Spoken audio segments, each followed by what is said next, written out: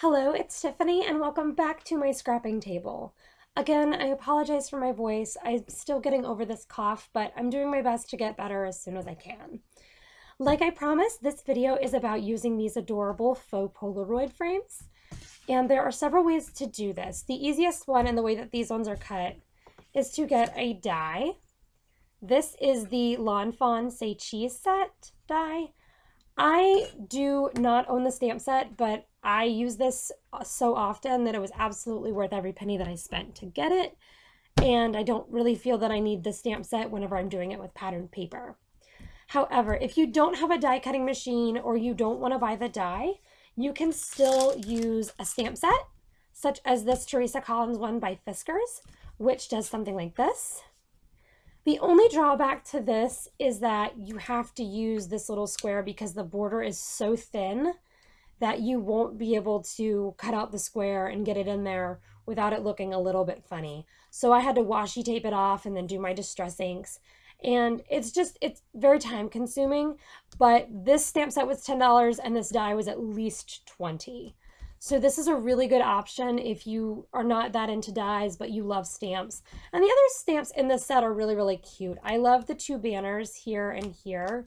I wouldn't really use the striped one. I'm more of a solids person, but it's still really, really cute and very easy to do. And if you don't want to buy the stamp set and you don't want to buy the die and you have a paper cutter, you can do something just like this.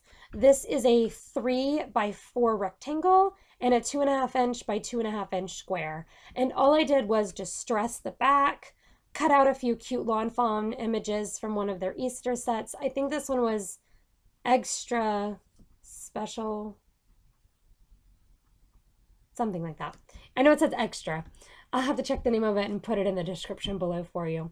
But anyways, it still has the part at the bottom where you can write your caption, and it still looks like a faux Polaroid.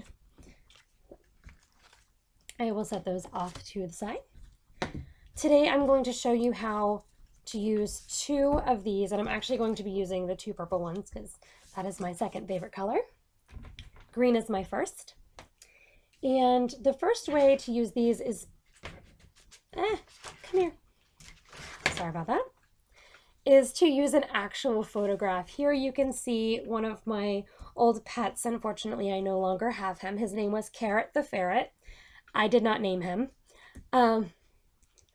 But you can use an actual photograph. And here he is, and he's always getting into my shoes. And those are like the oldest shoes in the world that I've ever owned.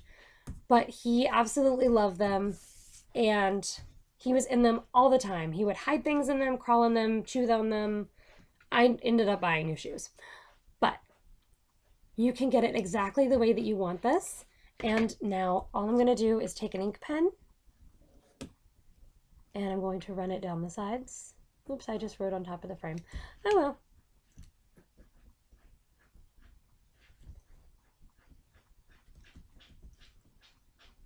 Then I'm going to take my scissors. Anyways, I'm not going to make you watch that. I will cut back to it whenever I'm done. Welcome back. So as you can see, I cut this down and now it actually looks like a decorative Polaroid frame surrounding my cute little guy eating my shoe. So this is really, really easy to do and it looks great, and you can make it match any color scheme or basically anything you want in your scrapbook. The only thing I will say is that whenever I cut this photo, you can still see my ink lines on the scraps. You want to cut inside that line just a little bit so that it doesn't go all the way to the edge of your Polaroid, but you still have a place to glue. So this is one of my favorite ways to use it, but there's always a but. It is so easy to make a cute little fake scene like these bunny rabbits on this one. And I'm going to use this Happy Easter set from Lawn Fawn. You can see it is adorable, and since we are almost to Halloween, I thought that would make a great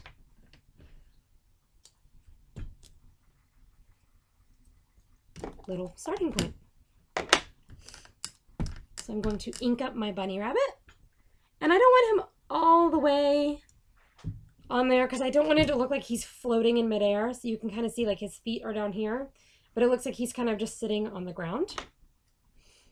Just gonna take him off. And I'm going to just do a very, very simple scene. A little bunny and the moon. And maybe a couple of stars just for good measure. Don't want him to be all alone on this Halloween night. In this one, I'm actually going to have the background come down pretty far. So I'm actually going to make, that would probably look a little too busy. So I'm going to put one more up there, kind of off the paper. So it looks like it's a real night sky, maybe one up in this corner, just to kind of round it out. And you can tell that the sky is high and the ground will be low. And I have Copic markers. I don't use them for blending a whole lot. I like the flat baseline color that they give, so you don't have like those regular marker lines. So I'm using YR04, Y06, R46, and neutral gray 2. And I'm just going to do really, really, really fast coloring on these. Like I said, I just like that they give a solid color even whenever I'm not blending with them, which I'm working on, so I am getting better.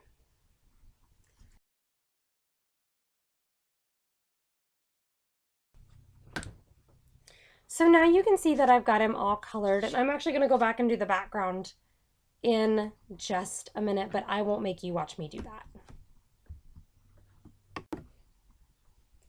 So you can see that now I've colored in the background, and the top is with BG23, and the bottom is BG75. I wanted it to have like a night feel, and I think that came off really, really well. I wanted it to be very, you know, very line-ish, so it kind of looks like a sky and not one flat color.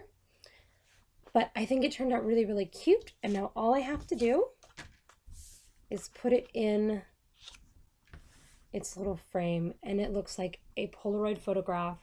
And you can do this in white. It doesn't have to be a pattern paper. You can make this frame in any color that you like, or anything to go with any theme that you're doing. There we go. So you can see that that looks adorable, and you can write a little caption underneath it. It is so easy. I think total it took me 7 minutes to make, including die cutting. So it's just a very fun way to add this little extra pop. Also, with using it with photos, sorry about that, I'm a little tongue-tied.